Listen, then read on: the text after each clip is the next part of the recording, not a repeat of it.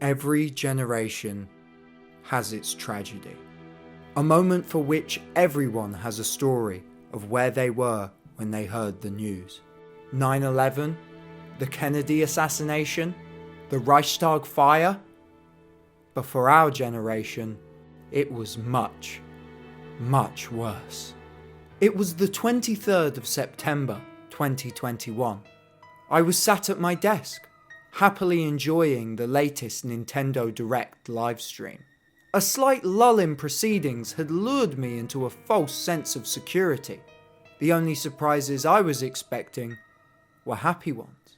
And an appearance by video game miracle worker Shigeru Miyamoto could only mean good things, or so I thought. As this man, whom I had trusted wholeheartedly my entire gaming career, began to speak, there was no cause for concern. An update on the much hushed over Super Mario animated film was what he was offering, and naively, I prepared my body for good news. But what came next was devastating. Chris Pratt as Mario, Jack Black as Bowser, Anya Taylor-Joy as Peach, and Charlie Day as Luigi. Okay, that one isn't actually that bad. I closed the tab. I didn't need to subject myself to this anymore. I admit I did have a little cry. After a few hours of mental processing, I came to my senses. Though an intolerable taste still lingered on my tongue, I needed something, anything, to wash that memory from my mouth. I thought about pirating some Nintendo ROMs as petty revenge, but that would be too easy. And that's when I remembered something. A dirty secret from Nintendo's past. A piece of history that wouldn't be coming to the Switch Online service. Something the company was clearly trying to redact and replace with this new cinematic endeavor. The 1993 Super Mario Bros. Movie. Yes, I thought, this would be the sweetest revenge. To remind the world of the very thing Nintendo wanted them to forget.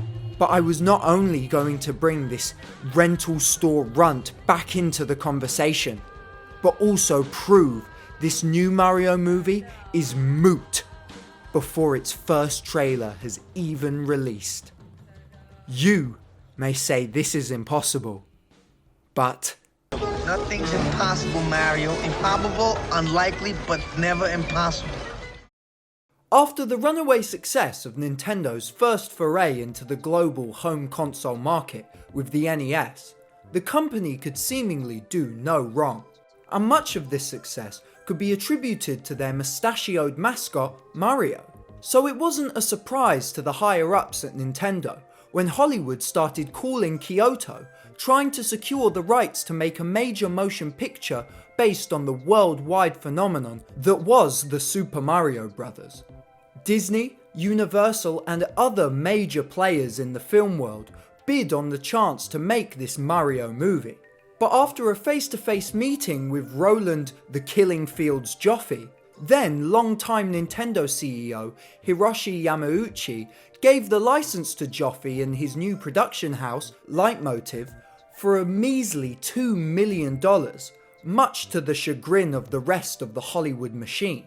Yamauchi supposedly warmed to Joffe's cheeky English charm and was willing to sell the license along with full creative control to him for such a low price simply due to the good impression he made on the CEO during their meeting. Joffe then travelled back to Hollywood to begin preparing production on the film. Bob, Who Framed Roger Rabbit Hoskins, was cast as Mario, and the role of his lengthier brother Luigi was given to newcomer John Leguizamo. Seemingly safe picks for the two leading roles. However, the same could not be said for whom they chose to direct the picture. Rocky Morton and Annabelle Jankel were somewhat outside of the realm of mainstream Hollywood at the time of their hiring as co-directors for the Super Mario Bros. Film. The couple had, together, created the post-punk, proto-cyberpunk satirical television icon Max Headroom for the UK's Channel 4. Headroom was created initially to simply introduce music videos on the English television channel, but in conceptualization, the character became a postmodern parody of the American talking head, a supposedly computer-generated funhouse mirror reflection of 80s Western culture, rife with cynicism and anarchical tendencies, yet programmed to uphold the interests of the elite and maintain the status quo. He was an incredibly tactful and prophetic piece of satire that both culturally and commentarily stands amongst the iconic cyberpunk-infused satirical works of contemporary masters such as Verhoeven and Stevenson. Though Morton and Jenkel's creation was popular to a fault, quickly becoming the very thing they were attempting to satirize, when in 1986 Headroom was licensed to be used in an ad campaign for New Coke. Truly the most cyberpunk of the sodas. Within a few short years, Max Headroom had gone from a clearly anti-capitalist work of multimedia performance art to a marketing man for one of the world's largest corporations. And with this shift, Rocky and Annabelle departed from the project. I tell you all of this to express just how odd of a choice the couple were to direct this film, that for all intents and purposes was a big budget Hollywood kids movie. But in my opinion, this choice was the splinter point for which 1993's Super Mario Bros.'s entire cultural relevance balances upon. Now that the contextual section of today's discussion is out of the way, we can begin to talk about the film itself. The first thing one must understand about 1993's Super Mario Bros. Is its conceptual framework. Surprisingly, this film's narrative is not meant to serve as an adaptation of the story of the Mario games, but instead, its narrative was devised to be the true story those games and their plots were adapted from. You see, within the film's fiction, real company Nintendo heard about the true story of the Mario brothers and their interdimensional travels, and chose this to be the basis for their video game franchise. This is most obviously signalled to the audience in the post-credit scene in which two Japanese businessmen from Nintendo interview characters in research for their game. But outside of the fiction, co-director Rocky Morton has stated this to be the concept behind the film.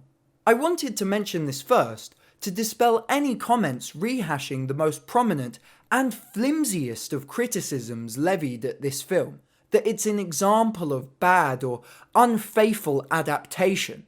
To prospective obstinate commenters I say this: your regurgitation of accepted criticisms implies a willing ignorance to what this film is trying to do, and I for one will not stand for it.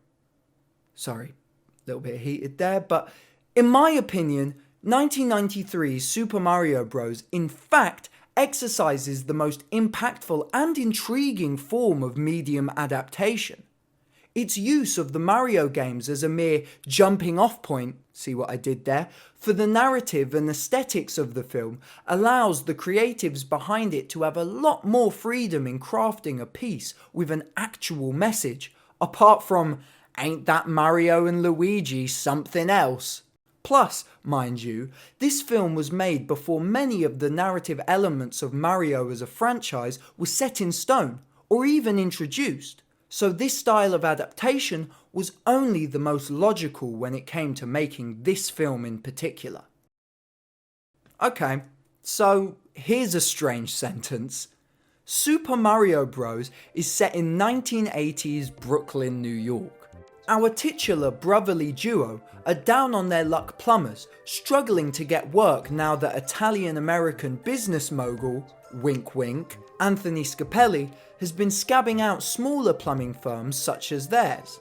Nowadays, within the games, the Mario Bros.' plumbing roots are easy to forget. If anything, as the games leaned more into the fantastical setting of the Mushroom Kingdom, the brothers more resemble superheroes than your average pipe layers. So the reframing of the brothers as working men was not only basically a necessity for the setting, but also perfectly sets up the sort of story this film will be. Of course, like most films post-Star Wars, Super Mario Bros. Follows the hero's journey. Call to adventure, supernatural aid, so on and so forth. But with the framing of Mario and Luigi as alienated workers, this journey becomes that of a working class hero. And as the film goes on, this only becomes clearer. After our introduction to the Mario brothers, and their call to action in the form of Luigi's new crush Daisy being kidnapped, the second act begins with the brothers being transported to Dinohattan, a dystopian version of New York's most iconic borough, in which dinosaurs never went extinct and continue to evolve into creatures resembling humans. Dinohattan and the planet it is the sole city on seem to be in a state of ecological disaster. The land outside of the city is an uninhabitable desert, and the city itself is not only falling apart, but also overrun with a strange fungus that infects every corner of the dingy cyberpunk metropolis. The city has succumbed to this fate primarily due to its leader, one King Koopa, played by Dennis "I'll fuck anything that moves" Hopper, who perfectly inhabits the role of a germaphobe fascist with strange blonde hair and distinctly flamboyant arm movements. Whoops, oh no, that's the wrong clip, sorry, you weren't meant to see that. Anyway, King Koopa within this film is an almost perfect caricature of a fascist dictator. He is cruel, self-serving and obsessed with power. All over Dinohattan are posters reading "Vote Koopa," although Koopa is an absolute ruler, meaning whatever elections these posters serve are by their very nature farcical. And this sort of mock election is a staple of fascist dictatorships. Along with this, Dinohattan is essentially a police state, with the police basically being Koopa's personal mercenaries, not abiding by set laws but following the will of their leader absolutely. We get our first taste of this when we see Toad. Yes, that's what Toad looks like in this film, just go with it. We see Toad singing an anti-Koopa song on the streets of Dinohattan. But before he can finish this tune, the police show up and black bag him. No rights are read and there is no due process carried out. The police have absolute power in Dinohattan. Plumbers! No, he is. I'm just apprenticing. Get in the car. As Toad is being taken away, Mario tries in vain to stop the arrest. This is the first of many times the plumber will attempt to stand up for the little men of Dinohattan.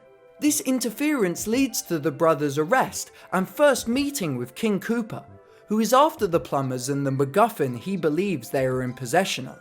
Koopa then reveals another ticked box on the fascist checklist: eugenics! Like many eugenics-obsessed dictators, King Koopa uses the Darwinian language of evolution to justify human, or in this case reptilian, experiments. Koopa shows the brothers, and us the audience, what happens to citizens who oppose his regime. Toad is strapped to a chair and de-evolved into a seemingly mindless henchman for Koopa. A Goomba. Yes, that's what Goombas look like in this film. Can you stop interrupting, please? This focus on eugenical experimentation, along with Koopa's clearly Aryan-influenced look throughout the film, see the blonde hair and blue eyes, are a clear evocation of Nazi imagery. And please don't think I'm plucking at straws here. Morton and Jenkel were no strangers to playing with such imagery, with Rocky Morton stating that their previous creation, Max Headroom, directly referenced the propagandistic character of the Aryan Supermensch. Now that I've fully established the extent to which King Koopa is a satire and commentary on fascism, I'd like to focus on his ideological opposites and the protagonists of our story, the Mario Bros.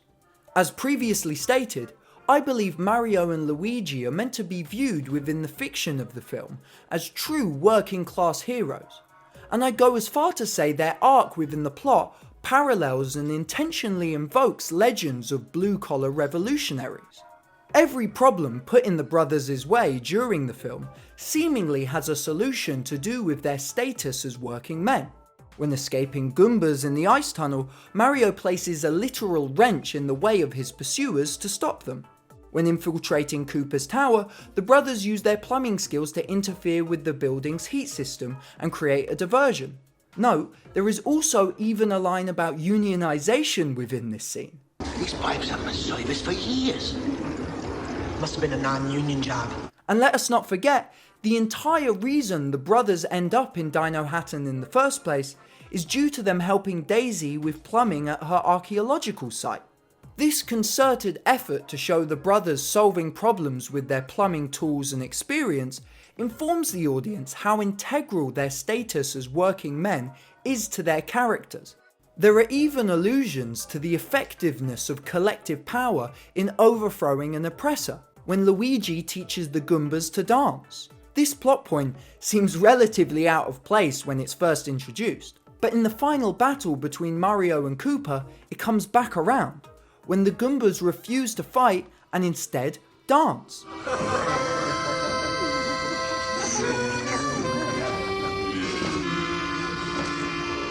This can be read as the Goombas almost going on strike, and if it weren't for this, it would be easy to see Mario losing the fight, because although the plumber is obviously a revolutionary, revolutions are not fought nor won by a single man, but by the organised masses, or in this case, the organised Goombas.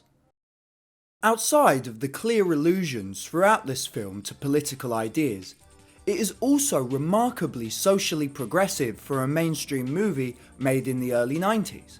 Most obviously, this can be seen in the story's clear environmentalist message. The aforementioned fungus plaguing Dinohattan slowly reveals itself to the characters and audience to be the current incarnation of the world's previous ruler, Daisy's father. Although Mario starts out in Dinohattan put off by the fungus, wanting nothing to do with it, Luigi's consistent curiosity in the fungus's intention to help the brothers leads to Mario finally trusting in it during his final fight with Koopa. Though the fungus initially seems to be adversarial to the city, we come to learn that it, like much of nature, is only trying to regain the habitat it once solely resided in, and live harmoniously with the citizens of the city. By the film telling the characters, and thus the audience, to Trust the fungus. it sends a message of ecological and environmental harmony that feels extremely prescient even almost 30 years later. Another way in which this film feels incredibly ahead of its time is in its portrayal of the brothers' sexuality and attraction. Late within the film, Mario shares a kiss with a voluptuously robust black woman. A kiss that is not played for laughs or treated as anything out of the ordinary. Of course, interracial kisses had been depicted many times before in film, though this one stands out for how casually it is treated within the fiction. No one comments on it, and the film's perspective does not cast judgment on the characters for the kiss, nor on the woman for her size. I know this may all sound a little pedantic, but I really do think this is quite impressively progressive for a kids movie from '93. Plus, if you're only accusing me of meticulous overanalyzation now, I'm not quite sure what video you've been watching for the past 15 minutes. Another, subtler way in which this film alludes to sexuality is with Luigi's tool belt. Stick with me here.